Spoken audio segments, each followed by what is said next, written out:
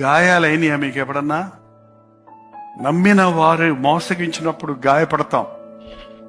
మనల్ని అర్థం చేసుకొని మనుషుల మధ్య మనం బతకటం గాయాలతో కూడిన బ్రతికే. కానీ గాయాల్లో నుంచి దేవుడు పాఠాలు నేర్పిస్తాడు. నీకు వచ్చిన నిందలు నీకు పాఠాలు నేర్పిస్తాయి.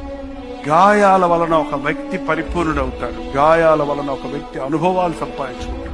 ప్రతిసారి మనం బాధల గుండా వెళ్తున్నప్పుడు, నిందల గుండా వెళ్తున్నప్పుడు దేవుడు ఏదో ఒక అద్భుతం చేస్తున్నాడు, దేవుడు ఏదో నేర్పిస్తున్నాడు, దేవుడు మనకి పరిపక్వతనిస్తున్నాడు. ఆ సమయాల్లో ప్రభు మన పక్కనే ఉన్నాడు. ఆయన గాయపడిన చేతులతో మనల్ని కడుతూనే ఉన్నాడు, కాపాడుతూనే ఉన్నాడు.